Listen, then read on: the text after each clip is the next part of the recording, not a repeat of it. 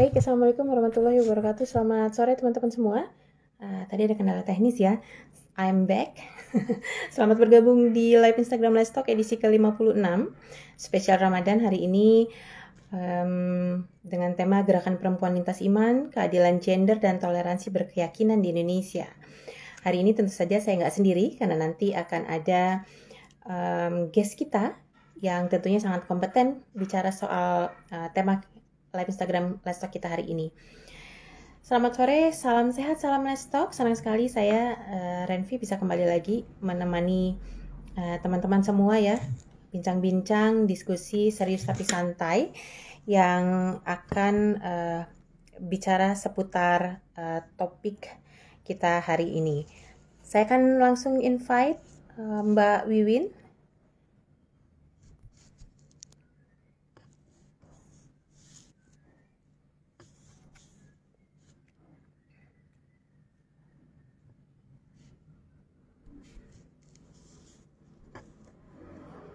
Saya sudah meminta Mbak Wiwin untuk bergabung. Boleh accept.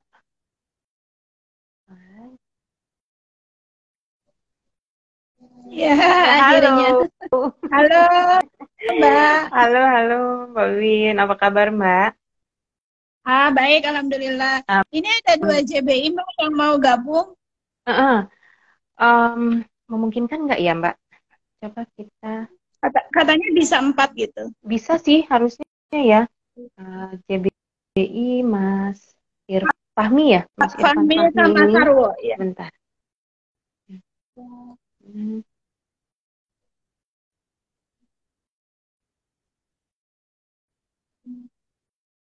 Oke, Mas Fahmi bisa terlihat kalau saya sudah invite?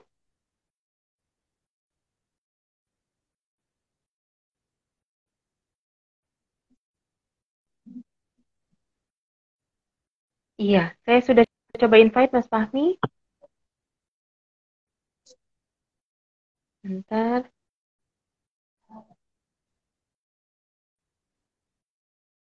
Rupanya saya kirim permintaan bergabung, Mas Fahmi juga kirim. Coba saya yang accept. Oke. Halo, Mas Fahmi. Ya. Oke. Terima kasih sudah bergabung bersama saya dan Mbak Wiwin hari ini, Mas Fahmi ya, sehingga live Instagram kita hari ini itu bisa lebih mudah diakses oleh kawan-kawan disabilitas tuli yang saat ini mungkin bergabung untuk menyaksikan live Instagram kita hari ini.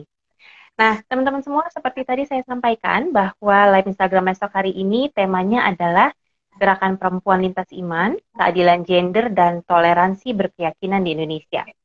Guest kita hari ini adalah Mbak Wiwin Siti Aminah Rohmawati, co-founder dari Sri Kandi Lintas Iman dan Direktorat Gender Equality and Social Inclusion Universitas Nahdlatul Ulama Yogyakarta. Nah, mudah-mudahan saya nggak kecepatan ya, Mas Fahmi.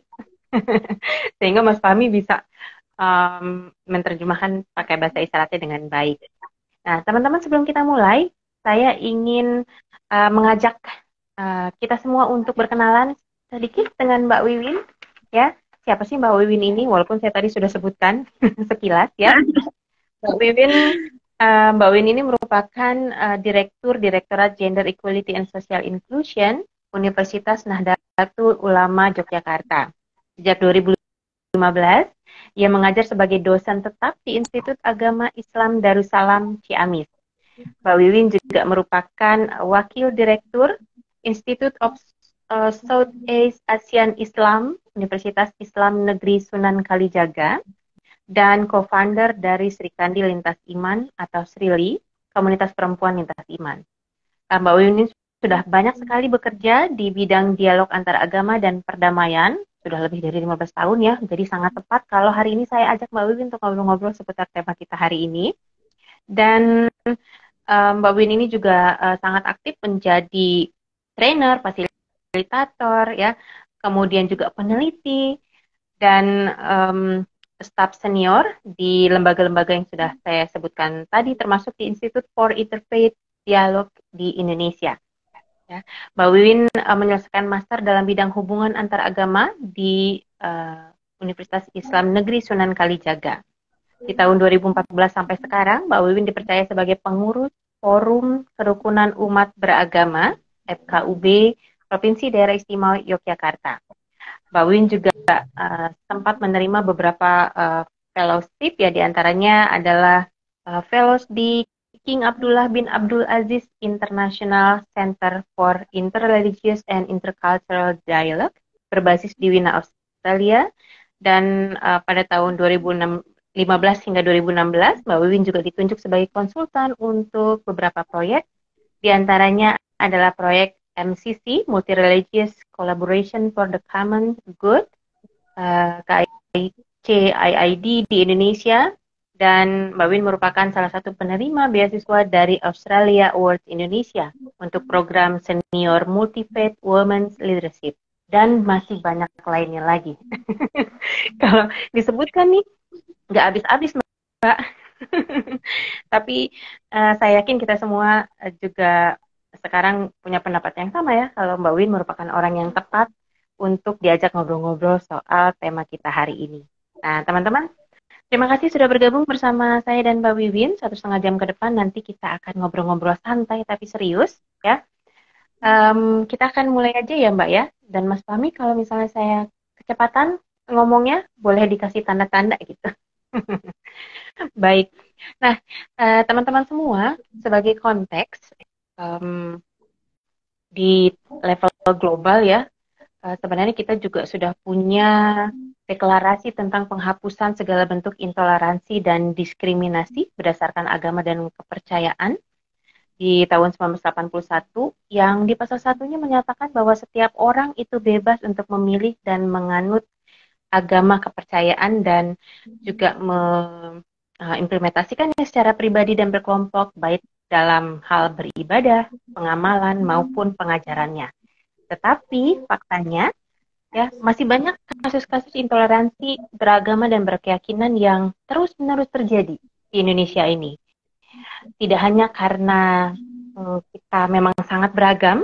Kalau data BPS di tahun 2010 itu menyebutkan kita punya banyak sekali aliran kepercayaan di Indonesia.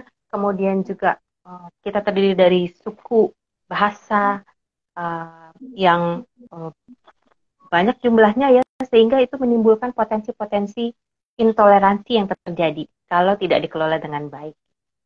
Nah, untuk Mbak Wiwin, Mbak, pertanyaannya, sejak kapan sih Mbak Wiwin tertarik untuk terlibat dalam gerakan perempuan, khususnya di gerakan perempuan lintas iman ini, Mbak? Dan apa yang mendorong Mbak Wiwin terlibat di gerakan ini?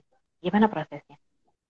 Iya, baik. Terima kasih Mbak atas waktunya juga kesempatannya untuk bisa sharing di IG Live pada sore hari ini.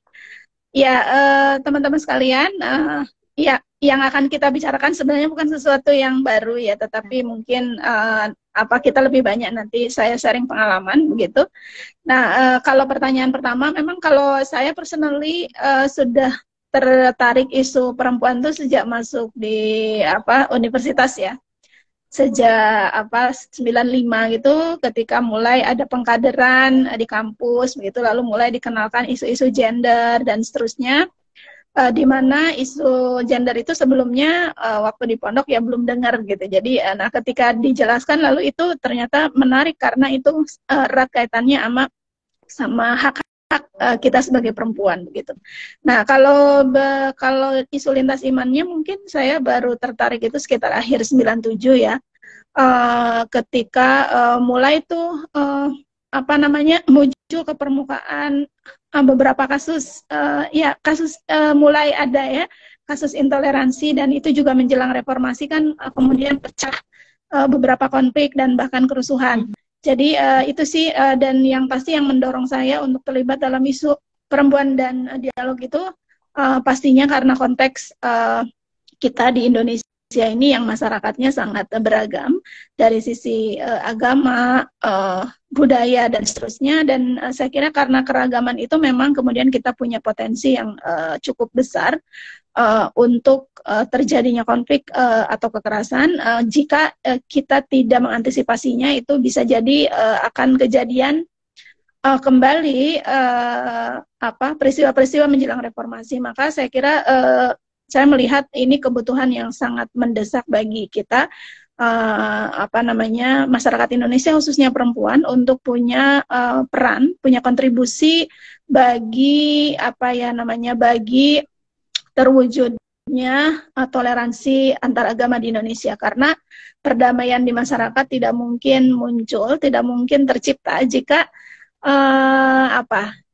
jika tidak ada toleransi atau tidak ada kerukunan antar umat beragama. Begitu, Mbak. Jadi dari keresahan melihat banyaknya kasus-kasus intoleransi yang muncul di era 97 itu kemudian mendorong Mbak Wiwin untuk oke, ini saatnya saya juga berperan aktif mengeksersis agensi saya gitu ya Mbak ya, untuk terlibat dalam gerakan perempuan yang fokus di lintas iman dan lintas agama. Baik, nah kalau menurut Mbak Wiwin sendiri Mbak, sebanyak apa aktivis atau organisasi perempuan yang saat ini secara khusus fokus pada isu-isu intoleransi lintas iman, keyakinan, dan agama? Sudah banyakkah gitu ya? Kalau misalnya belum, kira-kira apa sebabnya? Kalau ditanya banyak atau sedikitnya, sebenarnya tidak bisa dikatakan secara kuantitas ya, karena sebenarnya kalau lihat faktanya memang kalau riset saya gitu ya, banyak pengamatan lah, bukan ya bisa jadi riset tapi juga pengamatan observasi saya sejauh ini memang belum banyak gitu ya, baik secara personal maupun organisasi. Mengapa itu belum banyak? Karena kalau saya tanya beberapa teman dari riset saya juga di S3 itu memang belum melihat isu toleransi, isu lintas agama itu sesuatu yang penting dan prioritas gitu. Karena mungkin ada banyak lagi prioritas-prioritas yang dipandang lebih mendesak dibanding isu ini gitu ya. Padahal sebenarnya tantangan di Indonesia ini cukup besar ya untuk isu isu toleransi ini. Juga saya kira karena budaya patriarki juga belum memberi ruang yang cukup besar untuk perempuan. Jadi saya kira memang ada dua hal. Pertama terkait dengan budaya itu sendiri, budaya patriarki. Kedua memang secara umum dari perempuannya sendiri, mungkin juga baik laki-laki maupun perempuan, terutama perempuan, belum nggak melihat ini sebagai suatu yang sangat penting dan mendesak gitu. Itu sih. Oke, jadi memang belum jadi kebutuhan gitu ya untuk fokus di isu intoleransi dan isu-isu konflik seperti ini gitu ya Mbak, untuk gerakan perempuan. Nah, tapi ya, sebenarnya bukan tidak dibutuhkan, tapi penting, butuh, tapi nggak prioritas gitu. Oke, jadi belum menjadi prioritas gitu ya. Dan, iya, skala prioritas. Tapi kalau kita balik Mbak, kenapa isu perempuan itu perlu jadi bagian dari gerakan toleransi beragama dan berkeyakinan? Ya, itu jelas ya, karena sebenarnya isu perempuan dan isu lintas agama itu sesuatu yang sangat erat kaitannya. Jadi dia masuk di cross cutting isu irisan isunya sangat dekat gitu ya. Misalnya gimana sebenarnya kalau kita bicara soal toleransi, soal kerukunan, itu kan peran perempuan itu menjadi sangat penting. Itu di satu sisi. Yang kedua juga ketika terjadi kasus-kasus intoleransi, maka yang menjadi korban itu juga perempuan gitu ya. Bahkan bisa jadi dalam konteks ekstremisme atau bahkan sampai kekerasan, itu biasanya yang banyak dirugikan itu perempuan dan anak-anak gitu ya. Kita tidak usah bicara yang jauh-jauh ya, di Indonesia sendiri misalnya ketika terjadi menjelang reformasi kasus kerusuhan di beberapa tempat di Indonesia, termasuk yang paling banyak mendapat perhatian itu di Ambon dan Poso, itu yang paling menderita itu perempuan, dikarenakan mereka kemudian banyak yang menjadi janda, banyak yang kemudian harus menjadi tulang punggung keluarga gitu ya, karena kehilangan suami gitu, kehilangan anak laki-laki dan seterusnya. Tetapi di sisi lain itu sebenarnya perempuan juga di dalam konteks misalnya konflik maupun tidak konflik itu bisa menjadi istilahnya itu peace builder pertama gitu ya. Jadi yang membangun perdamaian di level lokal itu perempuan bisa menjadi pionir gitu ya. Kalau dalam kasus Ambon misalnya itu sudah ada juga banyak penelitian bagaimana mama-mama di Ambon itu justru yang kemudian membuka ruang-ruang ruang-ruang netral di mana dua komunitas yang berkonflik antara komunitas Muslim dan Kristen bisa berjumpa di pasar begitu ya. Ya saya kira mengapa kemudian perempuan punya kekuatan itu ya karena yang dipikirkan oleh perempuan bukan hanya bagaimana menyelesaikan konflik, tapi justru yang ada di hadapannya adalah bagaimana bisa survive gitu. Nah ini survival ini kan nggak bisa ditawar ya, karena ini terkait dengan kehidupan itu sendiri. Jadi mau tidak mau mereka harus menembus batas-batas apa ya istilahnya itu batas-batas yang itu bisa jadi membahayakan bagi mereka, tapi ternyata mereka mampu gitu. Dikarenakan concernnya sama kepada kebutuhan pokok apa untuk melanjutkan kehidupan. Itu saya pikir. Ya. Yeah. Baik, Mbak. Jadi teman-teman kita tahu ya bahwa sebenarnya ini adalah cross-cutting issue gitu. Isu perempuan juga punya pengaruh di dalam isu-isu intoleransi ini karena perempuan juga yang jadi korban satu ya Mbak ya. Dan tapi yang belum banyak dilihat kan Mbak, perempuan sebagai tadi itu Mbak, agen perdamaiannya gitu. Kalau selama ini yang muncul itu oke, semua tahu perempuan dan anak itu salah satu kelompok yang sangat rentan untuk menjadi korban dari konflik-konflik termasuk dalam kasus-kasus intoleransi berkeyakinan beragama. Kemudian juga ada yang melihat bahwa perempuan bisa masuk menjadi pelaku, ya kan, pelaku dari terlibat jadi pelaku dalam kasus-kasus intoleransi ini. Tapi nggak banyak yang lihat bahwa sebenarnya perempuan ini juga sebagai agen perdamaian gitu ya. Yang itu yang akan kita perkuat dalam diskusi kita sore hari ini. Tapi sebelum ke sana Mbak, seperti apa gambaran situasi intoleransi beragama dan berkeyakinan di Indonesia saat ini? Apakah memang masih jadi persoalan serius? Ya, kalau berdasarkan beberapa riset ya, termasuk juga saya kira Wahid Foundation setara institut kan memang masih dari laporan tahunan mereka masih ditemukan memang banyak kasus-kasus intoleransi di masyarakat, terutama intoleransi terkait dengan agama ya, SARA begitu ya.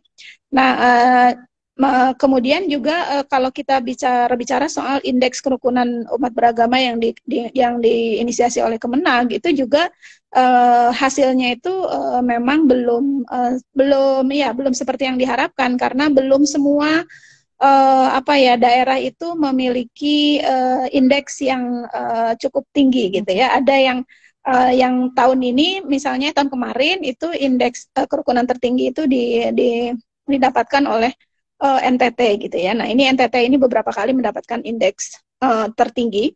Nah situasi-situasi seperti yang misalnya di NTT atau di Kupang itu belum tentu terjadi di semua daerah. Jadi saya kira memang tantangannya atau ini menjadi persoalan yang serius apabila kita melihat jumlah daerah di Indonesia dengan otonomi daerah yang cukup luas itu memberi peluang yang di satu sisi memberi peluang yang baik untuk bagaimana sebenarnya isu-isu intoleransi ini bisa diantisipasi dari level lokal.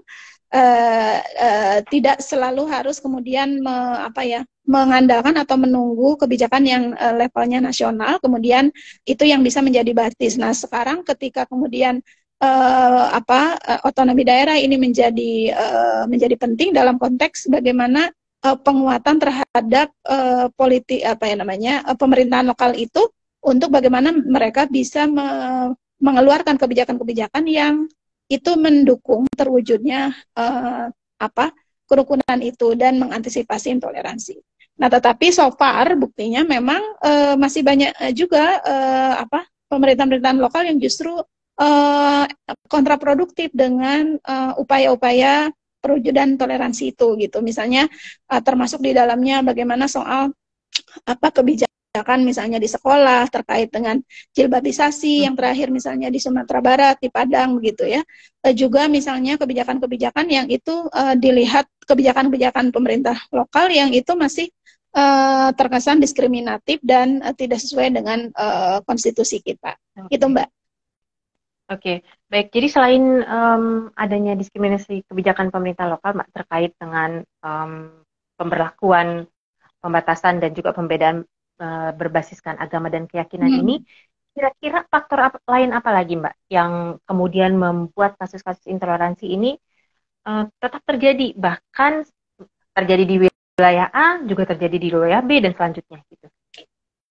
Ya, saya kira faktornya tentu tidak tunggal ya. Ada banyak sekali faktor yang bisa kita gali dari apa namanya mengapa kemudian kasus-kasus intoleransi itu masih muncul hingga saat ini. Nah, faktornya tentu ada banyak. Bisa jadi karena faktor apa namanya pemahaman terhadap ajaran agama itu sendiri yang masih belum terbuka, masih eksklusif gitu ya, masih memandang orang lain atau apa orang yang beragama lain itu sebagai ancaman gitu kan. Nah, itu biasanya bukan biasanya. Nah, itu faktor yang menurut saya paling signifikan ya. Karena orang itu nggak mungkin dia melakukan aksi-aksi intoleransi jika dia punya perspektif, punya keyakinan dan cara pandang yang inklusif gitu, ya. Nah, itu yang pertama. Yang kedua, saya kira juga terkait dengan ini ya, law enforcement ya. Jadi penegakan hukum dalam konteks intoleransi ini menjadi sangat penting begitu. Kalau misalnya ada kasus intoleransi yang itu kemudian bisa diselesaikan dengan baik, maka itu kemungkinan tidak akan terulang. Tetapi jika kemudian ada kasus intoleransi yang tidak ditangani dengan baik, artinya bahkan meskipun sampai pada pengadilan itu kemudian mengambang begitu ya. Misalnya kasus di Yogyakarta beberapa tahun lalu, agak lama sih, tapi ini bisa menjadi salah satu contoh. Misalnya kasus penyerangan terhadap PKIS ya, ketika ada Ihsan Manji gitu. Nah itu ini kan apa namanya sudah sampai di ranah hukum, tapi sampai sekarang itu tidak jelas gitu ininya keputusannya. Nah, ketidaktegasan dari aparat pemerintah ini juga bisa menjadi faktor penting dalam dalam ini apa istilahnya itu berlanjutnya gitu gerakan intoleransi. Itu yang kedua. Yang ketiga saya kira juga penting dalam hal ini adalah faktor terkait dengan tokoh agama gitu ya. Nah, itu tokoh agama ini harusnya kan bisa menjadi contoh gitu ya untuk menebarkan Islam yang ramah. Kalau di dalam konteks Islam ya, beragama secara ramah, beragama secara moderat. Cuma memang belum semua, karena kita tahu memang Muslim atau umat beragama di Indonesia itu juga sangat beragam ya, termasuk tokoh-tokoh agamanya. Dan yang berikutnya, faktor yang berikutnya saya kira juga ada kaitannya dengan dengan tadi penegakan hukum sudah, dengan regulasi ya, seperti yang saya sampaikan tadi, sudah saya sampaikan tadi, faktor regulasi itu menjadi penting. Nah, di Indonesia dalam konteks nasional memang ada beberapa regulasi yang itu di satu sisi mendukung, tapi di satu sisi sebenarnya ada yang juga kurang mendukung. Misalnya ya, kalau regulasi dalam pengertian ini kebijakan pemerintah ya, misalnya terkait dengan rumah ibadah gitu ya. Ini saya kan di FKUB, jadi saya tahu gitu gimana sebenarnya persoalan rumah ibadah ini menjadi kalau dalam beberapa tahun riset laporan tahunan beberapa lembaga itu, kasus yang tertinggi intoleransi yang tertinggi itu adalah terkait dengan rumah ibadah gitu. Nah, memang di aturan itu terkait dengan rumah ibadah itu selalu dikritisi dari hari ke hari ya, karena memang misalnya soal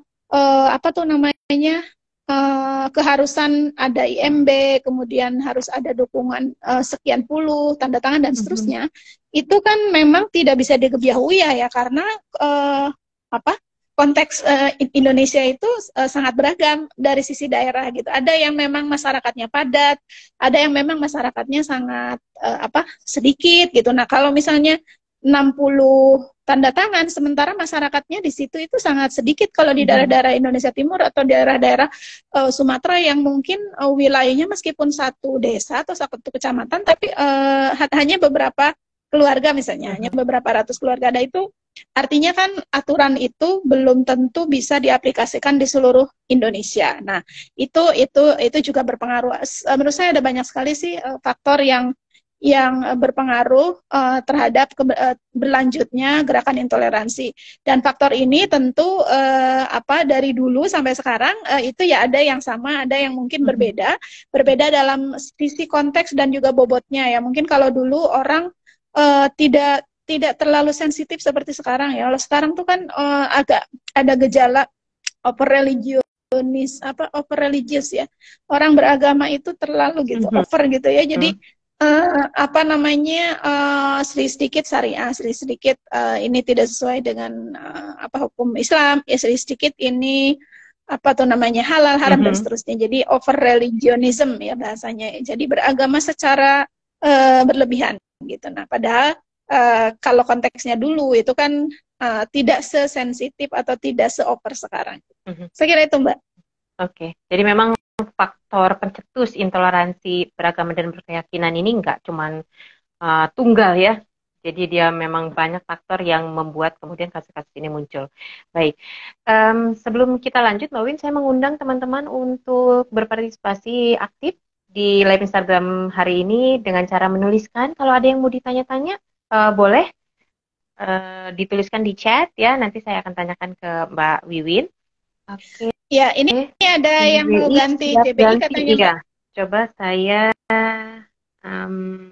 invite Mas Sarwo Edi ya.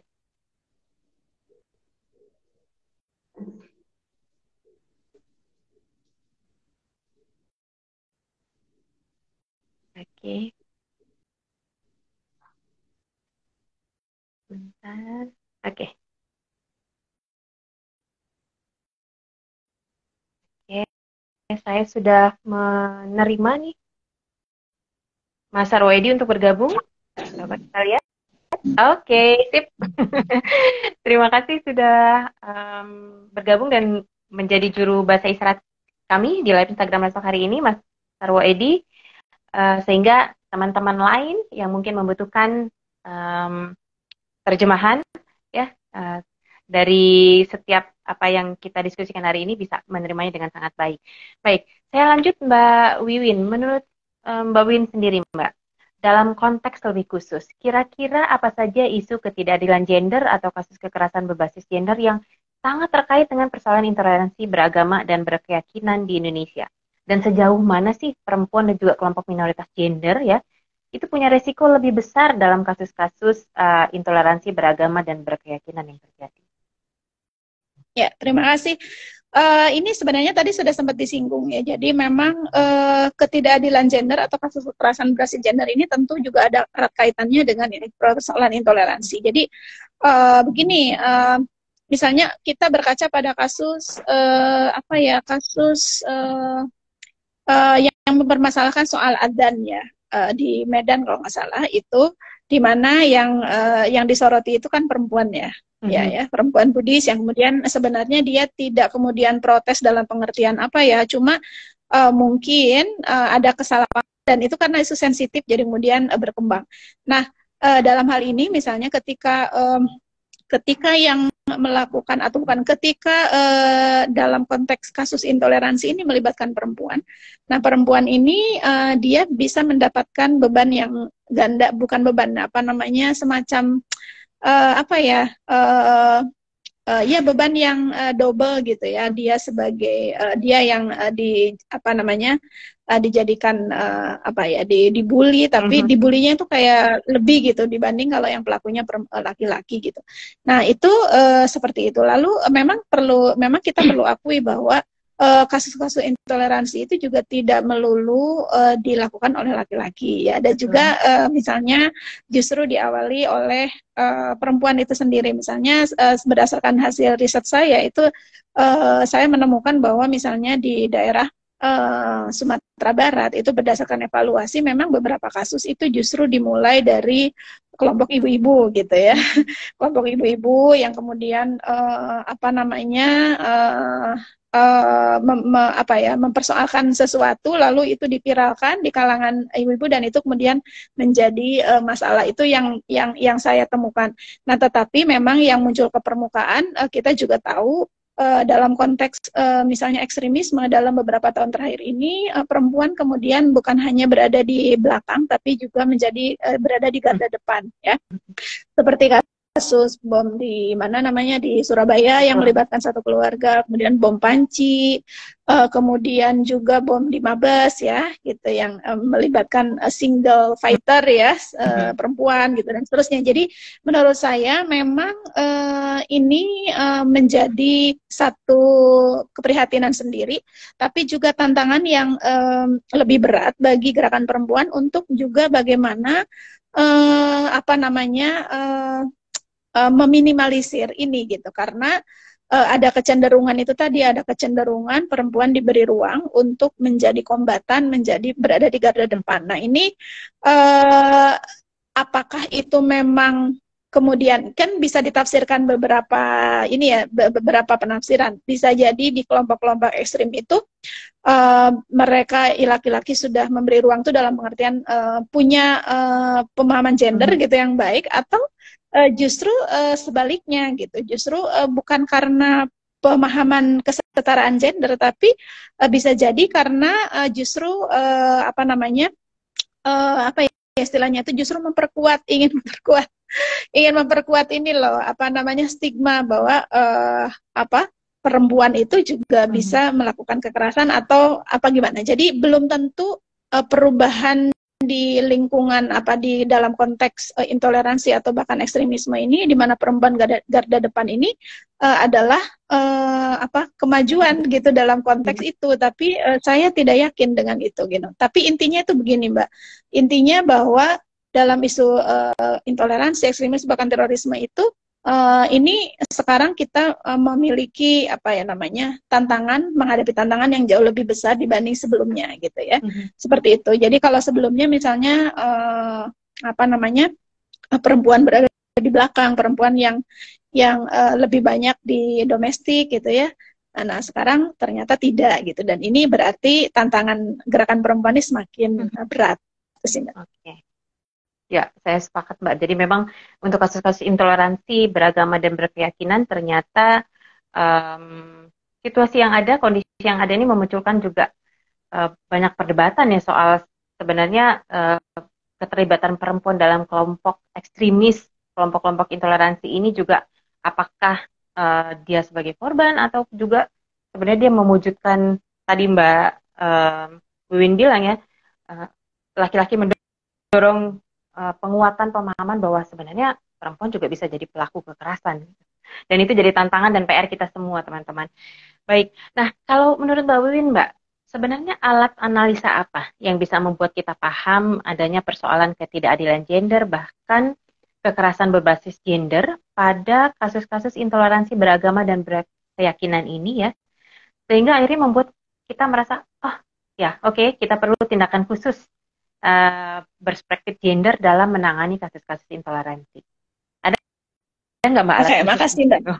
Iya, sebenarnya kalau alat analisa yang digunakan tuh bisa banyak banget ya. Ini tergantung kita mau menggunakan pendekatan apa. Tapi kalau saya personally misalnya memang menggunakan alat analisa keadilan gender gitu ya, itu menjadi sangat penting gitu ya. Kalau pakai alat analisa yang lain bisa juga misalnya terkait dengan maskulinitas hegemonik gitu ya, di mana kajian maskulinitas hegemonik itu bukan melulu pada soal laki-laki dan perempuan, tapi juga pada pola-pola yang digunakan terkait dengan aksi-aksi intoleransi itu yang memang sangat maskulin gitu ya. Nah saya kira ini kemudian menjadi penting ya dalam melakukan pencegahan dan penanganan kasus-kasus intoleransi itu. Harus melibatkan bukan hanya perempuan tapi perspektifnya itu sendiri. Sama dengan ketika menangani bahasanya ketika menangani dampak-dampak dari kekerasan atau dampak-dampak dari kasus-kasus intoleransi, misalnya kalau kejadiannya terkait dengan isu Ahmadiyah misalnya, pendekatan-pendekatan atau katakanlah kasus-kasus riot ya, kerusuhan-kerusuhan itu yang dampaknya itu kan dirasakan oleh semua. Nah, kalau misalnya penanganan terhadap dampak dari kekerasan berbasis agama atau berbasis sara itu tanpa melibatkan perspektif gender atau keadilan gender itu juga ininya apa solusinya atau penanganannya kemudian nggak maksimal, nggak komprehensif gitu, karena itu perlu memperhatikan kebutuhan khusus perempuan gitu ya, termasuk ketika terjadi gelombang pengungsian, gimana penanganan juga penanganan terhadap pengungsi-pengungsi korban kekerasan berbasis agama itu juga sangat perlu untuk melihat kebutuhan khusus perempuan, bukan hanya dari sisi physically materi, tapi juga non materi gitu ya, termasuk penanganan secara psikologis yang itu tuh menggunakan femininitas gitu ya. Jadi tidak kemudian melulu dalam konteks laki-laki, tapi lebih ke pendekatannya yang selama ini yang maskulin. Biasanya misalnya penanganannya itu lebih ke soal-soal material, kemudian juga bisa jadi militeristik gitu. Militeristik itu kan sangat maskulin ya. Nah, bagaimana kemudian ke depan itu alat penting untuk menggunakan alat analisis dari beberapa alat analisis yang biasa digunakan, termasuk analisa keadilan gender atau ketidakadilan gender, atau bisa juga maskulinitas hegemonik. Mungkin itu sih masukannya dari saya.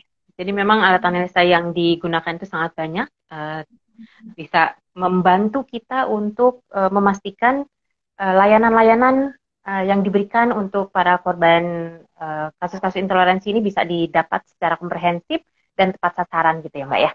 Oke. Mbak, sekarang kita mau ngobrolin soal Srili nih Mbak, Sri Kandi Lintas Iman. Apa yang melatar belakangi berdirinya Srili gitu ya? Kemudian kapan berdirinya, apa sih misi, visi, dan juga agenda dan programnya, siapa saja yang terlibat? Apakah hanya ada di Yogyakarta Mbak, atau saya yang di Lampung saat ini bisa ikut bergabung di Srili gitu ya? Silakan Mbak. Ya, ini pertanyaannya banyak banget nih, jawabannya bisa jadi satu seminar sendiri. Ya, singkatnya gini, kalau latar belakangnya sebenarnya kan kita tuh sudah diskusi tadi ya. Latar belakangnya lebih kepada bahwa yang berkontribusi, yang memiliki peran dalam mewujudkan toleransi dan perdamaian di masyarakat itu kan laki-laki dan perempuan ya. Anak-anak pemuda, orang tua, bahkan anak-anak remaja itu memiliki peran atau harusnya memiliki peran dan kontribusi yang signifikan untuk mewujudkan perdamaian atau kerukunan di masyarakat. Nah, tetapi memang faktanya kalau bicara soal gerakan bahasanya mungkin gerakan atau program-program lintas agama itu memang masih didominasi oleh laki-laki gitu ya. Karena apa? Karena ketika bicara soal dialog antar agama pun itu kan keterlibatan tokoh agama di situ biasanya menjadi sangat dominan gitu ya. Nah, sementara yang namanya tokoh agama itu tokoh agama yang formal dalam pengertian di majelis-majelis agama ya, yang ada di majelis-majelis agama atau misalnya di ormas-ormas keagamaan itu kan masih didominasi memang oleh laki-laki gitu. Nah, oleh karena itu penting sebenarnya bagaimana di perempuan ini bukan hanya kita berjuang untuk kita bisa melibatkan diri, tapi kita juga bisa meng-create itu menciptakan gitu ruang-ruang perjumpaan di kalangan perempuan gitu ya. Karena kalau kita menunggu ruang itu diberikan belum tentu ya kan. Jadi kita tidak bisa menunggu diberi ruang gitu, tapi kita harus menciptakan ruang-ruang itu gitu. Nah, ruang-ruang itu untuk ruang yang aman ya, karena ruang itu kadang-kadang ada tapi bagi perempuan nggak aman, atau bukan hanya nggak aman tapi nggak nyaman gitu ya. Nah, oleh karena itu penting bagi masyarakat kita untuk memberi ruang-ruang bagi perempuan itu, ruang-ruang yang bukan hanya aman tapi nyaman bagi mereka, bagi perempuan untuk bisa meningkatkan kapasitasnya terkait dengan isu-isu perempuan dan dialog lintas agama. Nah, oleh karena itu keprihatinan yang tadi itu yang kemudian memunculkan Srili gitu. Tapi ya kalau visinya itu kita ingin bahwa komunitas Srili ini menjadi dia yang aktif melakukan dialog dan kerjasama untuk merespon isu perempuan dan anak khususnya gitu ya. Tentu dalam konteks ini terkait erat dengan isu toleransi. Nah, misinya itu ada beberapa, saya sendiri nggak hafal, untung saya ada catatannya. Di sini tentu misinya kita ingin supaya ada persaudaraan atau persisteran ya di antara kita gitu, perempuan lintas agama, khususnya anggota SRILI.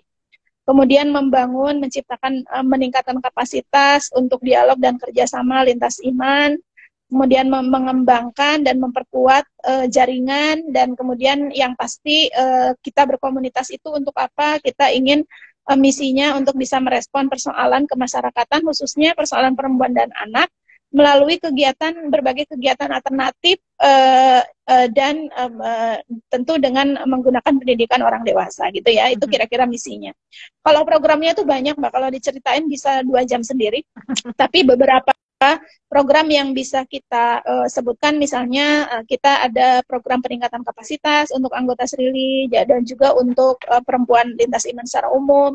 Ada pemberdayaan ekonomi, ada pelatihan-pelatihan, ada diskusi, workshop, ada juga kita punya program ziarah lintas iman, kita juga bergerak di level advokasi ya, jadi tentu kalau kita bicara advokasi, kita nggak melakukannya sendiri, ini kita bergabung atau berjejaring dengan komunitas dan organisasi yang bergerak di isu yang sama ya.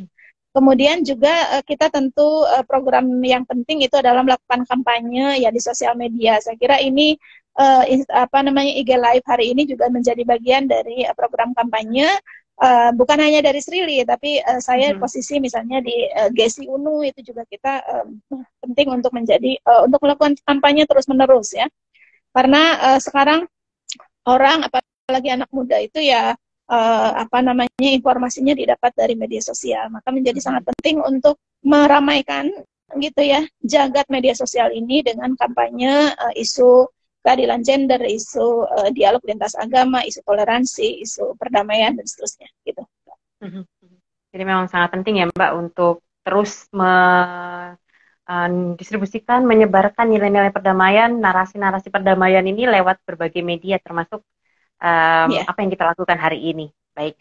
Nah, kalau menurut Mbak Wiwin, Mbak, sebenarnya apa saja peran-peran khusus yang sangat strategis yang bisa dilakukan oleh perempuan itu dalam agenda toleransi dan inklusivisme beragama dan berkeyakinan di Indonesia, di luar misalnya tadi yang sudah Mbak Wiwin sebutkan? Jadi saya kira ini ya soal mainstreaming ya. Ini soal mainstreaming atau soal apa? Sorry, agak terdistrak nih barusan. Iya, Mbak. Oke, ya. Saya kira gini, SRILI ini kan sebenarnya bergerak di fokusnya ya. Tentu kita itu juga tidak hanya di situ, tapi kita kan sebagai organisasi itu punya fokus. Nah, fokus kita itu memang menjadi komunitas yang bergerak di 2 isu utama. Isu apa? Isu lintas agama dan isu dialog ya dalam hal ini, dan perempuan gitu. Nah, 2 isu ini masih menjadi tantangan besar nih di Indonesia gitu ya. Kita tahu meskipun sudah ada beberapa beberapa capaian-capaian signifikan dan strategis yang didapatkan setelah gerakan perempuan sejak akhir 70-an, 80-an itu ada banyak capaian-capaian, tapi juga ada banyak yang belum tercapai dan ada banyak sekali tantangan yang dihadapi dalam konteks gerakan perempuan di Indonesia. Nah, sementara kalau gerakan lintas agama itu juga tetap ya masih menjadi tantangan. Tantangannya apa? Tantangannya itu sebenarnya karena semakin ke sini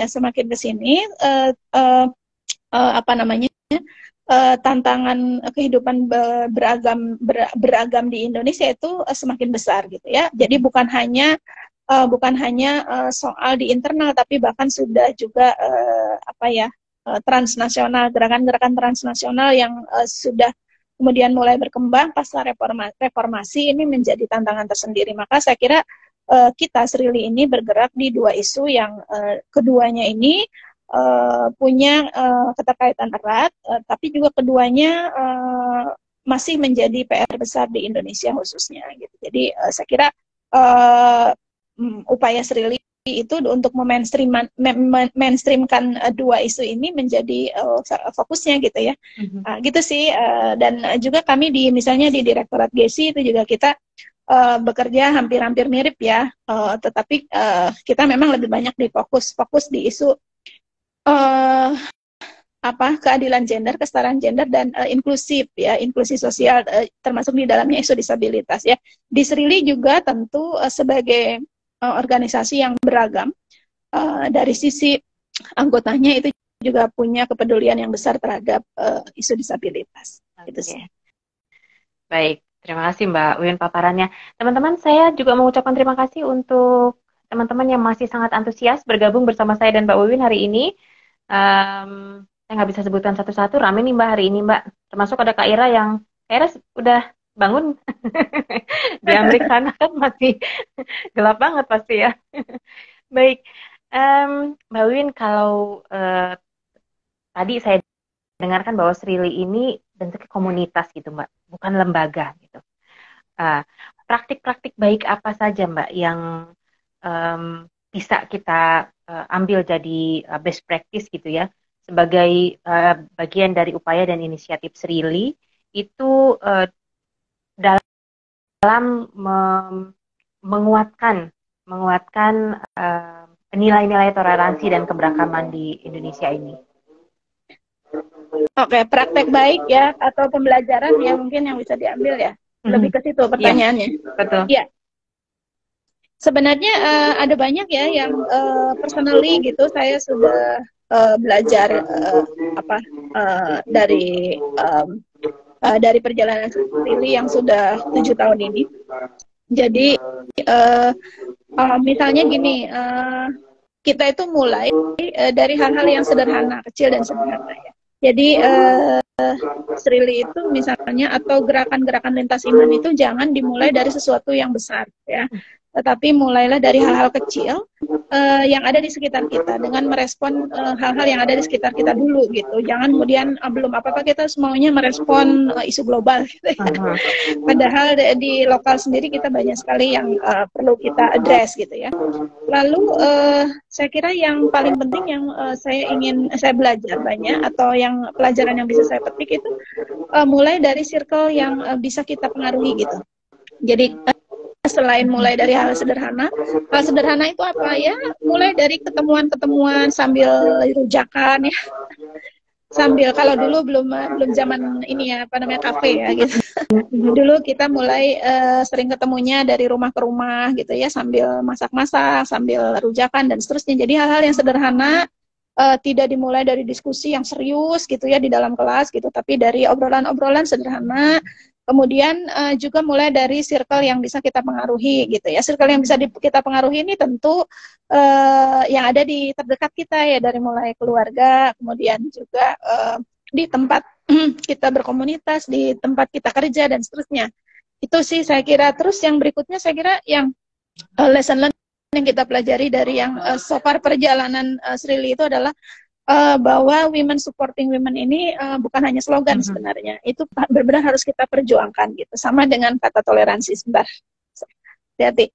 Jadi kalau misalnya selama ini kan kata toleransi itu Indonesia sudah toleran, udah kayak ya istilahnya itu slogan lah, Indonesia itu moderat, toleran dan seterusnya gitu. Tapi itu tuh bukan sesuatu yang slogan yang sudah ada, tapi itu yang harus diperjuangkan gitu, yang harus diupayakan. Jadi sama seperti women supporting women itu bukan hanya menjadi slogan atau menjadi salah satu prinsip, tapi itu betul-betul harus diupayakan karena tantangan di kalangan perempuan sendiri itu nggak mudah ya, Mbak. Jadi kadang-kadang justru tantangannya kadang-kadang justru ada dari perempuan itu sendiri gitu ya. Maka menurut saya prinsip dari woman supporting woman itu betul-betul harus dipraktekkan, harus dibudayakan gitu. Karena kalau enggak ya itu di kalangan perempuan sendiri bisa menjadi penghambat untuk perempuan lain maju gitu ya. Itu ya. Yang berikutnya saya kira kalau di lesson learned atau yang dari Srili selama ini itu jaringan dan kolaborasi ini menjadi kunci, Mbak, gitu. Karena Srili ini kan nggak punya duit ya. Srili ini kan komunitas kecil yang awalnya, kemudian juga tidak punya dana, tidak apa namanya, tidak punya, bahkan tidak punya apa, base camp gitu ya. Jadi kita itu bisa berjalan, bisa berkegiatan, bisa apa ya, uh, bisa kemudian mengelola komunitas dan meningkatkan kapasitas itu karena lewat jaringan dan kolaborasi gitu. Jadi ini kunci gitu. Maka saya kira memang untuk saat ini organisasi apapun itu tidak bisa besar, tidak bisa berjalan baik jika dia tidak punya jaringan dan tidak berkolaborasi gitu. Jadi jaringan, jadi network dan kolaborasi itu jadi kunci. Lalu yang berikutnya, yang pelajaran yang bisa kita ini dari Srili itu sebenarnya karena kita ini merupakan komunitas yang kerentanannya, kita memiliki kerentanan double ya, double atau double apa, rentan itu bahasanya, bahasa Inggrisnya double apa ya, apa, bukan resilient, kalau resilience kan ketahanan. Pokoknya kita memiliki itu kerentanan sebagai perempuan dan juga sebagai aktivis lintas iman, yang itu tidak mudah sebenarnya ya, kalau tidak memiliki komitmen yang kuat. Maka penting kalau dalam organisasi seperti Srili ini untuk memiliki komitmen yang besar, dedikasi ya, dan keberanian gitu. Karena kalau punya komitmen saja, punya dedikasi aja nggak berani, juga nggak bisa bergerak gitu. Jadi gerakan masyarakat itu kan bukan hanya dia muncul dari komitmen berdasarkan nilai-nilai yang ingin diperjuangkan, tapi juga ada keberanian. Itu sih beberapa hal yang saya dapatkan dan saya pelajari gitu, yang bisa diambil ya. Okay. Banyak sekali nih Mbak listener yang bisa kita ambil ya. Mungkin teman-teman dari organisasi lain juga bisa belajar banyak dari pencapaian-pencapaian yang sudah dilakukan oleh Srili. Tapi saya tertarik satu tadi Mbak. Srili ini bukan lembaga, dia komunitas. Tentunya kata Mbak Wiwin tadi juga nggak ada lo duitnya gitu ya, nggak ada dana untuk bergerak gitu ya. Tetapi berarti mungkin punya best practice bagaimana Mbak mengelola semangat volunteerism antar aktivis Srili ini sendiri Mbak. Karena biasanya kan kalau komunitas yang punya banyak agenda gitu ya, orang-orangnya itu aja gitu. Tapi bagaimana Srili bisa mengelola semangat kerelawanan dari para membernya? Iya, saya kira yang paling utama untuk soal kerelawanan ini adalah itu Mbak, apa namanya, penting untuk kita proses di awal ya.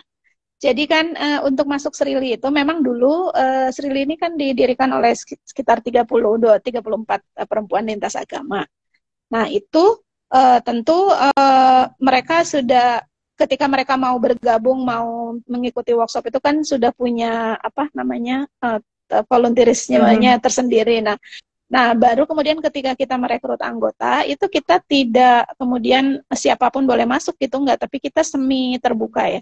Jadi ada proses-proses onboarding gitu sebelum kita apa namanya menerima seseorang atau sebagai anggota Srili. Jadi ada proses onboarding namanya, di mana proses itu penting, menjadi wajib diikuti sebelum teman-teman itu bergabung di Srili gitu.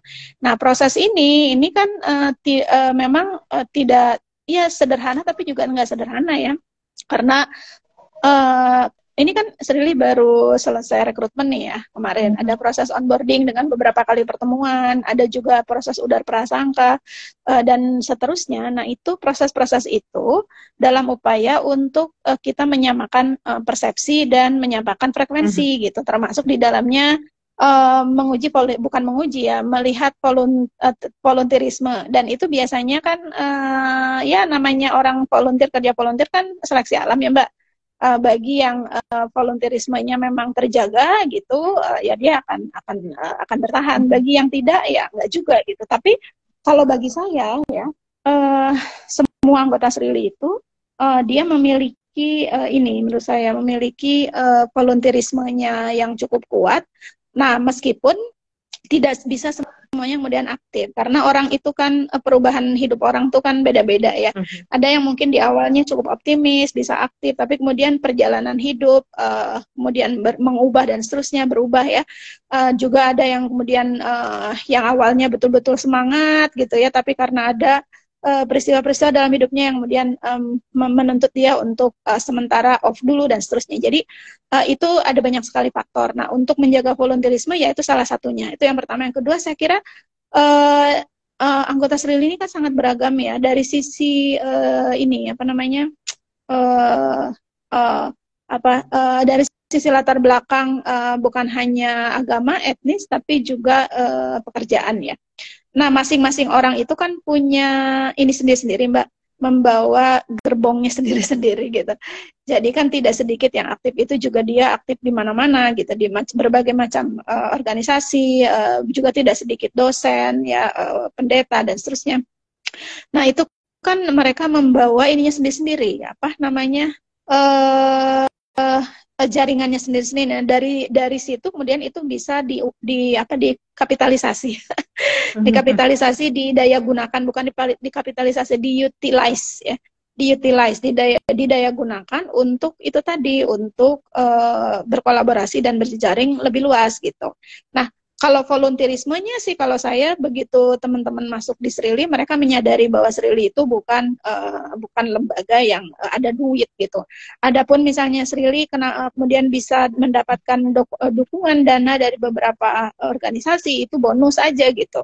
Itu bonus, itu kesempatan yang menjadi rezekinya Srili gitu. Jadi itu sih sebenarnya. Tapi intinya meskipun kita mendapatkan dukungan dana, itu bukan berarti kemudian teman-teman Srili itu juga volunteerisme hilang gitu ya, atau mereka mau terlibat karena ada dananya, enggak juga. Karena kami biasanya kalaupun mendapatkan dukungan dana itu kemudian kita prinsipnya adalah saling membantu gitu, tetap gitu ya. Unsur-unsur volunteerismenya itu ada, tetapi kan juga Mbak, yang namanya volunteer saat ini juga tidak seperti yang dulu ya. Mungkin zaman dulu yang namanya volunteer itu betul-betul volunteer sama sekali nggak mendapatkan apa istilahnya itu nggak mendapatkan fee gitu, atau apa ya istilahnya itu, penghargaan sama sekali nggak gitu. Volunteerisme sekarang itu juga sudah berubah. Orang melihat yang namanya sebagai volunteer itu bukan berarti sama sekali mereka harus betul-betul volunteer ya, mereka merelakan semua tenaga, biaya dan seterusnya gitu, enggak juga gitu. Jadi ya tetap di Srili juga kita kalau memang misalnya ada dukungan dana ya kita tentu akan memberikan penghargaan dalam bentuk ya minimal mengganti transport dan seterusnya. Jadi konsep volunteerismenya itu harus diubah, bukan kemudian berkorban gitu sampai gimana tuh enggak gitu. Tetap ada penghargaan. Oke. Ya, baik. Banyak hal yang bisa kita pelajari dari Srili nih teman-teman, bisa menginspirasi kita untuk juga memperkuat lembaga dan komunitas yang kita punya. Dan kita balik lagi Mbak Wiwin, kalau bicara secara umum soal kasus-kasus intoleransi beragama dan berkeyakinan di Indonesia misalnya ya, sebenarnya aktor-aktor kunci siapa saja Mbak yang harus dilibatkan untuk menekan aksi-aksi intoleransi beragama di Indonesia ini? Tadi kita sudah identifikasi ada tokoh agama, ada perempuan itu sendiri yang menjadi agen perdamaian gitu ya. Tetapi ada nggak Mbak aktor-aktor lain juga yang mesti kita libatkan kalau kita ingin memastikan kasus-kasus intoleransi ini tidak terjadi lagi di Indonesia? Ya. Selain tokoh agama, tokoh masyarakat ya Mbak ya, karena tidak semua itu, jadi sebenarnya gini, klasifikasi atau apa ya, pengkotak-kotakan tokoh agama, tokoh masyarakat itu juga agak susah, karena bisa jadi satu orang itu juga dia tokoh agama, tokoh masyarakat juga gitu. Cuman kenapa ini dipisahkan, kadang-kadang ketokohan di masyarakat itu kan sangat fluid ya, menurut saya sangat sangat cair gitu ya. Maka kalau hanya tokoh agama, sementara banyak sekali tokoh-tokoh masyarakat yang tidak dikatakan tokoh agama, yang dia sebenarnya punya posisi strategis gitu. Jadi penting untuk mereka juga menjadi aktor yang perlu diajak kerjasama. Tokoh agama, tokoh masyarakat tentu dalam konteks ini laki-laki dan perempuan ya. Jangan kemudian mentang-mentang Srili ini organisasi perempuan, semuanya perempuan nggak juga gitu. Kami juga tetap melibatkan laki-laki gitu. Bahkan sebenarnya kalau dalam program-program yang sifatnya untuk publik, kami bukan hanya melibatkan laki-laki sebagai narasumber, tapi juga partisipan ya. Jadi kita kita nggak eksklusif gitu ya. Eksklusif itu lebih ke membership aja gitu. Dan itu sesuatu yang sebenarnya sangat wajar sih. Artinya bukan kemudian kita ini organisasi yang nggak terbuka gitu. Jadi tereksklusifnya untuk membership doang. Selainnya itu selainnya inklusif, kecuali beberapa program yang memang itu kita fokuskan kepada perempuan sebagai afirmasi ya. Lalu yang berikutnya saya kira aktor yang penting itu juga adalah guru ya. Guru dalam artian bukan hanya dari mulai guru PAUD sampai universitas dosen ya. Saya kira ini penting ya. Maka Srili sejak 2019 itu punya program peningkatan kapasitas untuk guru PAUD. Ini menjadi penting ya, karena kalau kita mau bicara soal toleransi, pendidikan menyemai nilai-nilai toleransi, perdamaian, itu dimulai dari dini, sejak dini ya, bahkan melalui keluarga, dimulai dari keluarga. Lalu yang tentu aktor pentingnya ya organisasi lintas agama dan perempuan, organisasi lintas organisasi yang bergerak di isu perdamaian, dialog dan perempuan. Dan yang berikutnya aktor yang tidak kalah penting pemerintah ya Mbak. Jadi pemerintah dalam hal ini bisa dalam pengertian luas ya, tergantung konteks ya. Kalau misalnya kita lagi melakukan advokasi untuk punya concern untuk isu perempuan ya, tentu dari di pemerintahnya ya kita misalnya misalnya BKKBN, kemudian di dinasnya ada dinas ada banyak sekali organisasi lembaga-lembaga di pemerintah yang dia punya kewenangan untuk isu-isu perempuan dan anak misalnya. Kalau soal toleransi, misalnya isu toleransi beragama ya, kita tentu harus punya relasi yang baik dan mengajak pemerintah, termasuk dalam hal ini Kementerian Agama misalnya, kemudian apalagi ya Kesbangpol gitu ya, yang dia punya tupoksi untuk mengelola isu-isu keberagaman di masyarakat. Itu Mbak. Oke, jadi itu tadi aktor-aktor kunci yang harus kita ajak berjejaring gitu ya, agar kasus-kasus intoleransi di Indonesia ini penanganannya bisa ditangani dengan maksimal. Karena tadi di awal Mbak Win juga bilang salah satu tantangan dalam penyelesaian kasusnya ternyata memang penegakan hukumnya juga yang kurang gitu ya Mbak ya, untuk banyak kasus-kasus intoleransi beragama dan berkeyakinan ini. Baik, Mbak, tadi menarik Mbak, bahwa Srili juga melibatkan guru-guru, terutama guru-guru PAUD ini, dalam menyebarkan nilai-nilai perdamaian sejak dini gitu ya. Kalau menurut Mbak Wiwin sendiri Mbak, bagaimana cara kita mengintegrasikan agenda membangun sikap toleran, respek dan inklusif berkeyakinan ini dalam pendidikan agama di sekolah-sekolah kita gitu ya. Kalau tadi mungkin Srili menyasar guru PAUD, meskipun Mbak Wiwin tadi bilang harusnya sampai di level universitas gitu ya. Apakah ada model pendidikan agama yang inklusif iman sekaligus juga inklusif berkeadilan gender yang kemudian bisa kita jadikan acuan untuk menekan kasus-kasus intoleransi yang ada? Iya, sebenarnya kalau dari sisi ini ya, dari kalau kita lihat beberapa fenomena, sebenarnya beberapa tahun lalu, sekitar 10 tahun lalu itu misalnya di sekolah-sekolah Katolik itu mulai mengembangkan namanya pendidikan religiusitas ya. Religiusitas yang itu tuh perspektifnya inklusif gitu. Nah, tetapi inisiatif-inisiatif yang muncul itu memang belum kemudian dibakukan menjadi standar pendidikan nasional. Itu yang jadi masalah. Jadi sebenarnya kalau inisiatif masyarakat itu udah banyak, terutama di sekolah-sekolah yang swasta ya. Sekolah-sekolah swasta itu ada banyak yang sekolah inklusif ya. Di Jogja sendiri ada sekolah salam, ada macam-macam lah ya. Banyak gitu ya. Kalau kita mau list. Nah, tapi sebagai sebuah kebijakan yang itu tuh harus dilaksanakan secara nasional itu belum. Jadi pendidikan agama di sekolah itu yang dikembangkan masih sifatnya monoreligius ya. Monoreligius. jadi belum interreligius. Nah, padahal sebenarnya kalau dalam konteks masyarakat Indonesia yang beragam, idealnya itu pendidikannya interreligius gitu. Jadi semua semua apa ya, semua peserta didik itu berhak untuk mendapatkan pendidikan atau informasi atau pengetahuan agamanya dan juga agama orang lain gitu, agama yang berbeda gitu. Nah, kalau so far kan monoreligius artinya gini, kalau peserta didiknya Islam ya berarti dia mendapatkan pelajaran agama Islam gitu ya.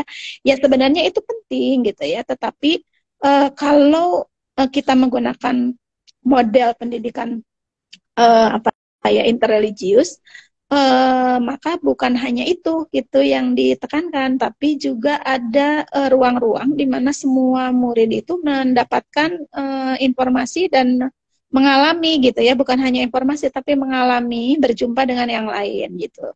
Nah, termasuk misalnya bagaimana idealnya itu sekolah-sekolah yang misalnya berbasis Islam atau di pesantren ya, yang semuanya muridnya Muslim ya, tentu mereka akan mendapatkan pelajaran Islam, agama Islam, tapi juga pelajaran tentang agama lain, dan bukan hanya di pelajaran, tapi juga ada perjumpaan. Jadi idealnya itu mengenal orang yang berbeda, tapi mengenal bukan hanya dari bacaan, dari pengetahuan, tapi juga sudah masuk ke pengalaman gitu. Jadi bukan hanya sisi kognitifnya, tapi bukan hanya sisi knowledge-nya, tapi juga prakteknya gitu. Gitu sih Mbak. Dan itu juga yang mungkin bisa jadi bagian dari advokasi kita nanti ya Mbak ya. Iya. Untuk semakin memperkuat upaya-upaya pencegahan terjadi kasus-kasus intoleransi beragama dan berkeyakinan ini. Nah, Mbak Win, ini bocorannya nih Mbak. Mbak Win saat ini kan sedang menulis disertasi tentang perempuan dalam gerakan toleransi beragama dan berkeyakinan. Nah, kalau nggak salah, Mbak Win tuh neliti soal FKUB ya, Forum Kerukunan Umat Beragama. Boleh nggak Mbak dikasih bocoran nih kita-kita? Sejauh ini temuan penting yang didapat itu apa aja Mbak? Sebenarnya belum. Ya enggak, udah ada dong. Sebenarnya gini, ini kan masih sangat mentah ya, tapi yang pasti kalau dari sisi riset kuantitatifnya, saya kan kualitatif, tapi sebenarnya saya juga meriset dari sisi kuantitatif bagaimana di FKUB ini masih terjadi gap, masih ada gap yang besar antara laki-laki dan perempuan dari sisi membership ya, dari sisi kepengurusan ya. Jadi gapnya besar itu 92 banding 8% gitu. Itu kan masih sangat besar, dan masih dari dari penelusuran data saya itu masih banyak yang bahkan FKUB yang tidak ada perempuannya sama sekali. Itu masih 40%. Ya, terutama di FKUB kabupaten kota, karena kalau FKUB provinsi itu kan 34 saja. Nah, dari 34 itu mungkin hanya 2 atau 3 yang tidak ada perempuan sama sekali, termasuk di Papua, kemudian di Provinsi Banten gitu ya. Nah, sedangkan kalau di kabupaten kota masih banyak kalau dari data yang saya dapatkan. Nah, itu yang pertama ya. Jadi gap besar ini kan memang sebuah data, tapi itu akan berdampak banget ya. Itu tuh bukan sesuatu yang kecil gitu. Gap besar itu sesuatu yang big deal menurut saya. Jadi dari situlah kemudian saya menemukan bahwa memang wajah FKUB itu masih sangat laki-laki, maskulin, dan wajahnya wajah tua, image-nya itu sepuh gitu. Nah gitu, padahal harusnya ya nggak seperti itu gitu ya, harusnya gitu. Maka di paper saya yang itu menjadi bagian riset awal dari disertasi saya, itu saya memang memberi penekanan pada bagaimana regulasi untuk FKUB ke depan ini diperbaiki dari sisi memberi ruang yang lebih banyak pada perempuan. Itu yang pertama. Yang kedua, kalau bicara soal agensi perempuan itu di FKUB itu menurut saya menjadi penting ya. Nah, temuan saya memang anggota FKUB yang perempuan ini dia memiliki agensinya masing-masing gitu ya. Ceritanya itu menarik-menarik gitu.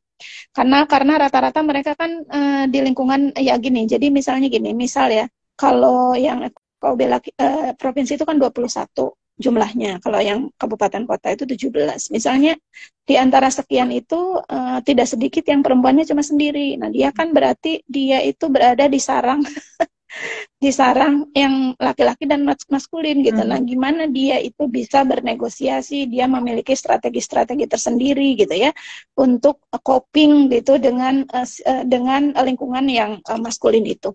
Nah, ada temuan-temuan saya cukup menarik meskipun ya ini masih diolah datanya ya Mbak, tapi ada banyak sekali apa ya bahasanya strategi ya.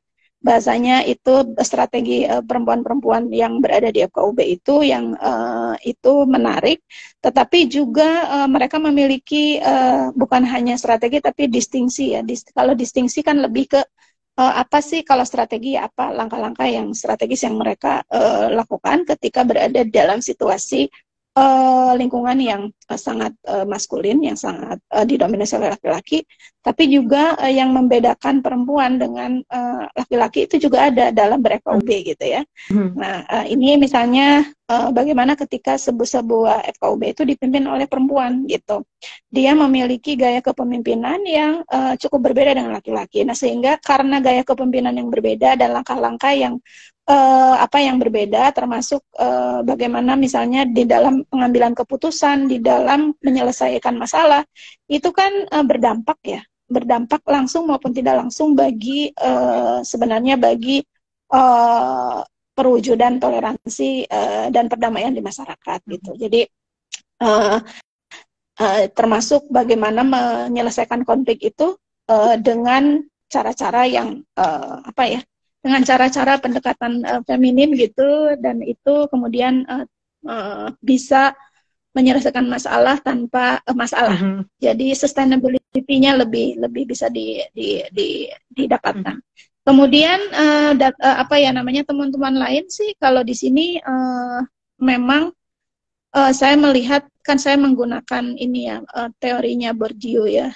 Saya juga melihat aspek-aspek dari modalitas yang dimiliki oleh perempuan gitu yang menjadi anggota FKUB itu memang mereka rata-rata memiliki apa ya modal sosial dan kultural yang cukup besar gitu ya. Namun demikian saya menemukan tidak semuanya itu dia memiliki perspektif gender yang cukup baik gitu. Jadi memang pelibatan perempuan sebagai anggota FKUB menjadi penting, tetapi juga apa itu tidak menjamin kemudian perspektifnya berkeadilan gender gitu. Itu maksud saya. Nah, tetapi saya juga menemukan tidak semua pengurus laki-laki di FKUB itu juga yang apa ya, yang maskulin. Ada yang ini ya, maksudnya gini, ada sebagian perempuan pengurus laki-laki yang itu memiliki perspektif gender yang cukup baik, sehingga dia berupaya, dia melakukan beberapa upaya dan strategi agar perempuan bisa lebih banyak terlibat di FKUB gitu ya. Jadi saya kira di sini meskipun saya fokusnya di agensi perempuannya, tapi saya melihat itu. Jadi ada apa ya? Ada apa dinamikanya di dalam FKUB itu sendiri baik yang perempuan maupun laki-laki.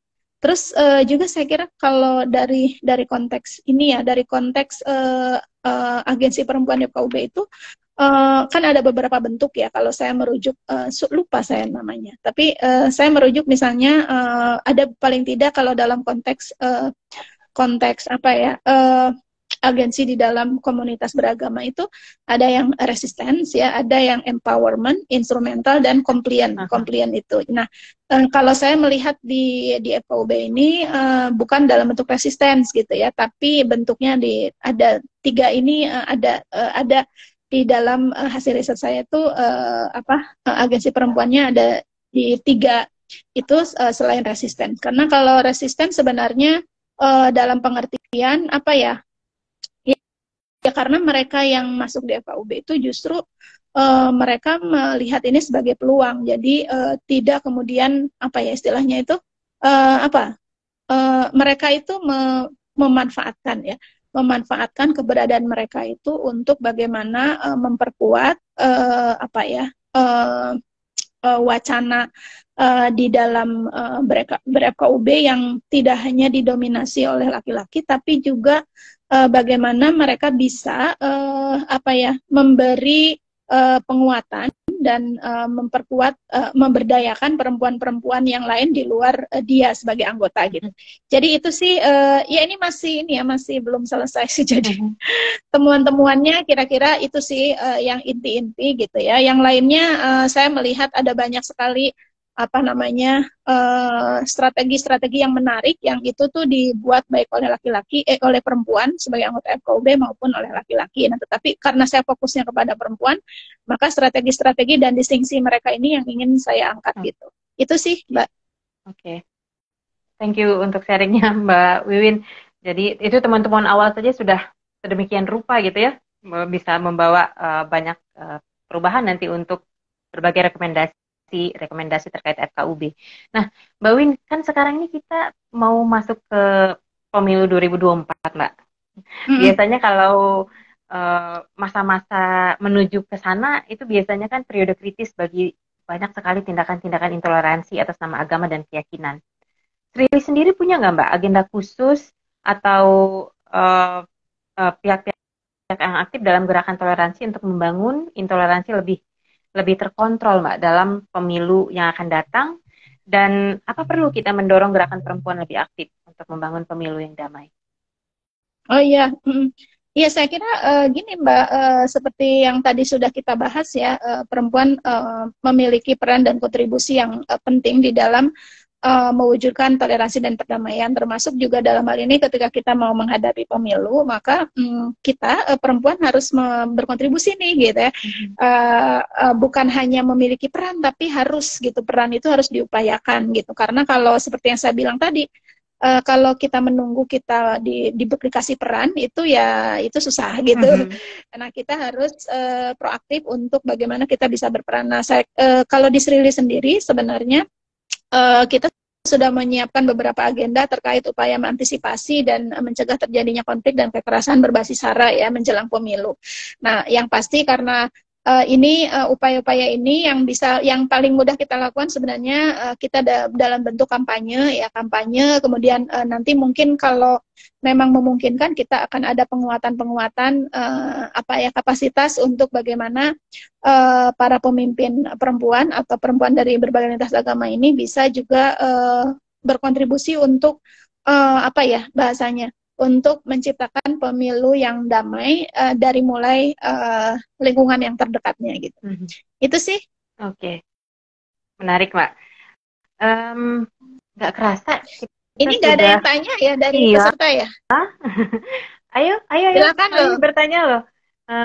Tadi saya sudah tawarkan ke teman-teman untuk berinteraksi aktif bersama kami. Teman-teman boleh bertanya, boleh kasih pendapat, boleh memberi saran atau rekomendasi ya terkait dengan tema kita hari ini. Silakan. Banyak yang ya, ini JBI-nya join satu keluar ya? Iya, satu keluar, satu masih muter-muter, Mbak. Iya, yang satu mungkin kayaknya perlu di-invite lagi atau dia bisa masuk sendiri. Harusnya dia saya coba yang keluar kayaknya Mas Arwo ya? Iya. Coba saya invite Mas Arwo lagi. Nggak muncul lagi namanya. Mas Arwo kalau masih ada di line Instagram kita, boleh masuk kembali kemudian meminta saya mengaccept permintaan gabung, Mas. Karena saya nggak temukan di sini. Wah, itu ada Bu Eti mau nanya, Bu Eti. Oh iya, boleh. Mbak Eti, Bu Eti boleh Bu Eti bertanya.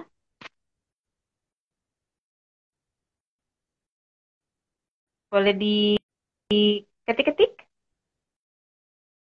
Ya, diketik aja.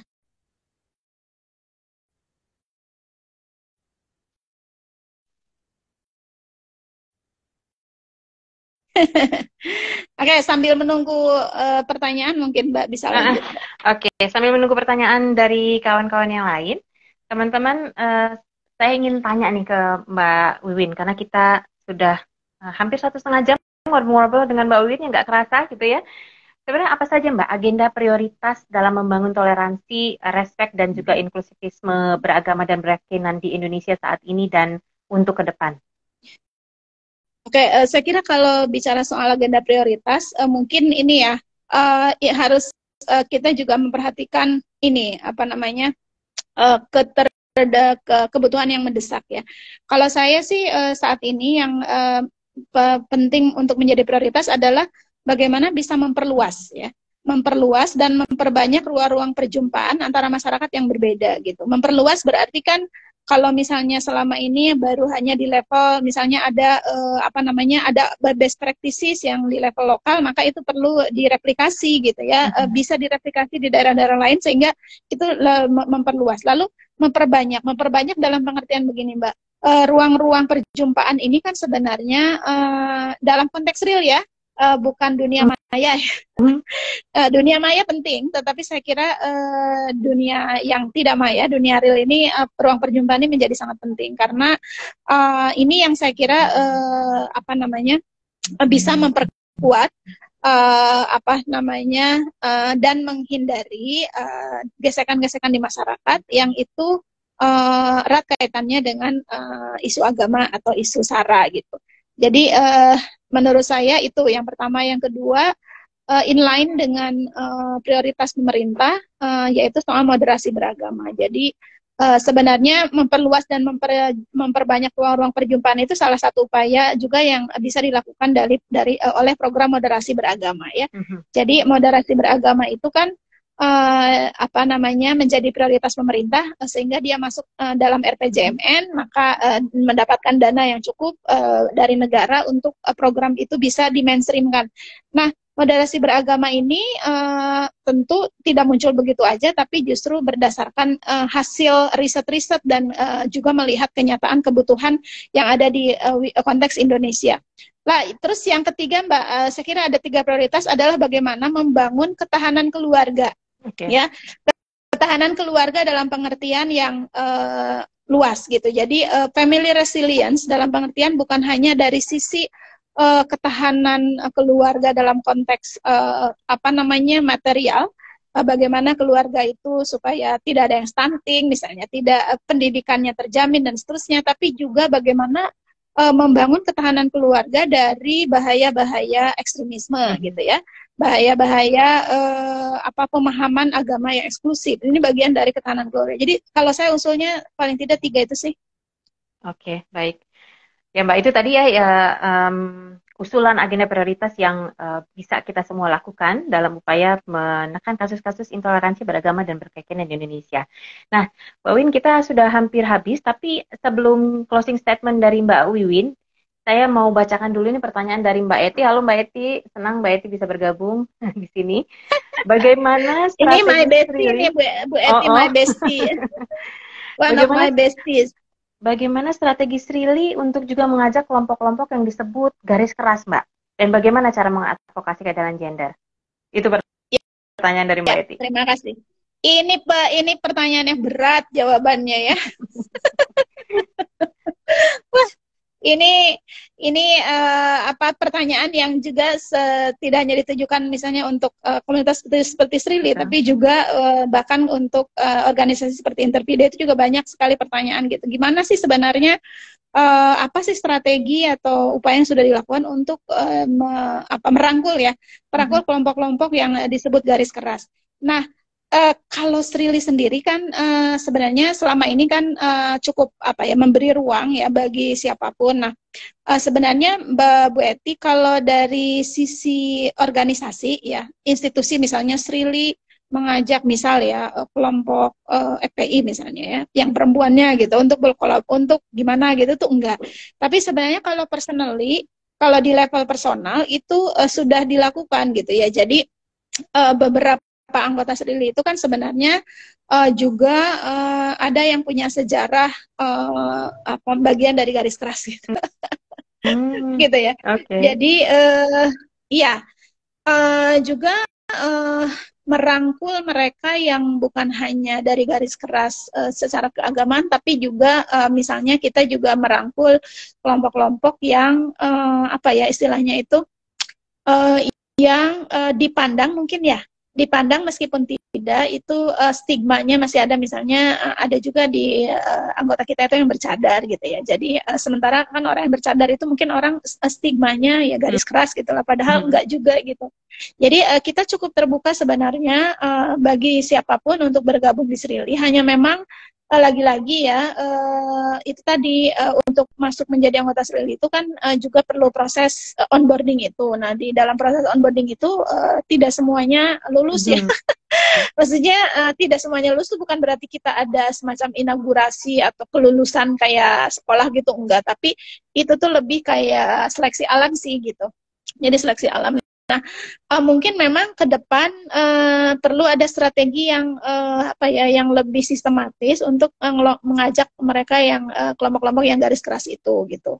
Tapi kita juga perlu hati-hati nih Bu Eti ya, karena kadang-kadang maksud kita baik tapi belum tentu diterima dengan baik. Ya nggak sih, karena tidak semua niat baik itu diterima dengan baik lalu kemudian berdampak baik gitu. Gitu. Jadi pernah juga Srili itu diajak untuk diundang oleh kalau nggak salah apa ya dulu itu namanya, ada organisasinya namanya Muslimat gitu. Muslimat untuk hadir gitu. Lalu setelah kita baca di akhirnya itu kok ada deklarasi gitu ya, deklarasi atau pernyataan bersama ternyata, dan pernyataan bersamanya itu against nilai-nilai yang ingin diusung Srili gitu. Nah, oleh karena itu ya kita tidak kemudian hadir di undangan itu ya, karena itu nggak strategis, justru itu akan menjadi kontraproduktif dengan nilai-nilai yang kita usung. Kan kita itu punya lima values ya, 5 core values, yaitu solidaritas, lintas identitas, empati, berdaya, dan dialog. Nah, sedangkan misalnya waktu itu ajakan untuk bergabung dalam undangan itu, lalu di akhir ada pernyataan bersama itu kok isinya ya tidak sesuai dengan nilai-nilai, maka ya tidak bisa juga kita gitu. Jadi memang di satu sisi kita penting untuk terus mengajak kelompok-kelompok ini, tetapi di sisi lain kita juga perlu hati-hati gitu. Perlu bergerak secara strategis dan taktis juga gitu, karena itu tadi jangan sampai justru kita dijebak gitu ya, kita terjebak gitu. Dan kalau sudah seperti itu agak susah, karena sekarang ini udah media sosial udah viral kemana-mana ya. Misalnya kita ikut tanda tangan, langsung di blow up gitu, wah ya udah habis lah kita gitu. Betul. Jadi memang jadi saya kira di satu sisi itu menjadi catatan penting dan selalu menjadi catatan penting bagi gerakan lintas iman seperti Srili, bukan hanya gerakan Srili ya, semualah menjadi catatan penting dari gerakan-gerakan yang bergerak di dalam isu toleransi untuk bagaimana lebih mulai mengajak gitu, merangkul mereka-mereka yang selama ini dikategorikan garis keras. Tapi di sisi lain kita juga perlu hati-hati, jangan sampai upaya kita itu justru akan kontraproduktif dan bahkan menghancurkan kita sendiri gitu. Oke, baik. Mudah-mudahan menjawab ya Mbak Eti ya. Kalau tidak kurang mungkin bisa komunikasi. Nanti bisa ngobrol-ngobrol lagi dengan Mbak Wiwin gitu ya. Baik. Iya. Nah teman-teman 1,5 jam sudah kita bahkan sudah lebih. Maaf Mbak Wiwin, saya ambil waktunya lebih nih ya. Gitu. Kita juga ngobrol-ngobrol kita. Telat. Kita terputus tadi. Betul. Dan terima kasih banyak sekali lagi untuk Mbak Wiwin ya. Karena sudah meluangkan waktunya ngobrol-ngobrol dengan saya, dan Let's Talk hari ini tentunya banyak pembelajaran penting yang kita dapat dari diskusi kita hari ini Mbak Wiwin. Dan saya nggak akan menyimpulkan apa-apa, tapi yang pasti semua pihak harus terus menguatkan integrasi perspektif gender ya dalam upaya pencegahan dan juga penanganan kasus-kasus intoleransi berkeyakinan dan beragama yang terjadi gitu. Sehingga kalau kita semua sudah memperkuat jaring, tentu sinergitas strategi-strategi yang kita lakukan akan menghasilkan dampak yang lebih baik, tidak hanya bagi perempuan, bagi anak, tapi juga buat semua gitu. Sekali lagi terima kasih banyak Mbak Wiwin atas ngobrol-ngobrolnya. Sehat selalu, sama-sama, sukses selalu, selamat menjalankan ibadah puasa. Kemudian juga saya mengucapkan terima kasih kepada teman-teman yang saat ini masih semangat terus bersama saya dan Mbak Wiwin sampai akhir live Instagram kita. Dan saya akan kasih pengumuman sebelum saya tutup, teman-teman. Ya, silakan mengupdate kegiatan-kegiatan Lestalk di sosial medianya Lestalk ya, baik di Instagram, YouTube, Facebook ya. Live Instagram edisi ke-57 nanti akan hadir di tanggal 8 April 2023, itu di jam 15.30 waktu Indonesia bagian Barat. Temanya adalah zakat dan keadilan gender bersama Mbak Yulianti Mutmainah. Nanti jadi silakan teman-teman bergabung ya di tanggal 8. Kemudian kami juga mengajak teman-teman semua untuk berpartisipasi dalam First Annual Kartini Conference on Indonesian Feminism yang diadakan kerjasama Lestalk dan juga beberapa lembaga lainnya. Itu namanya adalah merayakan dan menguatkan feminisme Indonesia yang inklusif dan plural.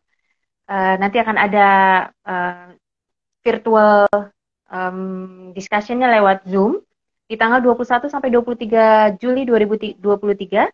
Teman-teman silakan mengirimkan abstrak kepada kami 500 kata saja ya, dikirim paling lambat 30 April 2023. Jadi Mbak Wiwin, Mbak Eti dan lain-lainnya itu bisa join di conference ini ya. Temanya terkait feminisme di Indonesia secara luas, termasuk gerakan feminisme di Indonesia, kemudian gender, seksualitas, disabilitas, kekerasan berbasis gender, kekerasan seksual dan lain-lainnya gitu ya, termasuk juga tema kita sore hari ini.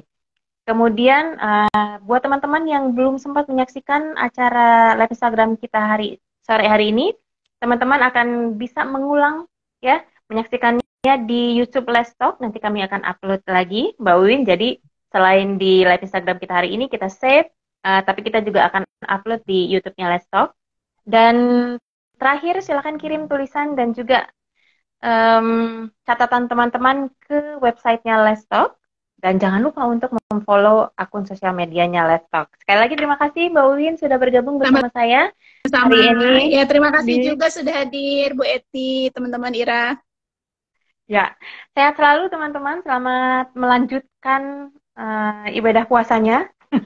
Kita masih punya waktu lumayan ini ya, tapi mudah-mudahan diskusi saya dan Mbak Win hari ini bisa membantu teman-teman mengisi waktu ngabuburitnya. Jadi nggak berasa gitu puasanya sampai sore hari ini. Sekali lagi terima kasih Mbak Win. Salam sehat dari Lampung semuanya. Saya tutup dengan Assalamualaikum warahmatullahi wabarakatuh. Terima kasih banyak semua. Salam warahmatullahi wabarakatuh. Ya.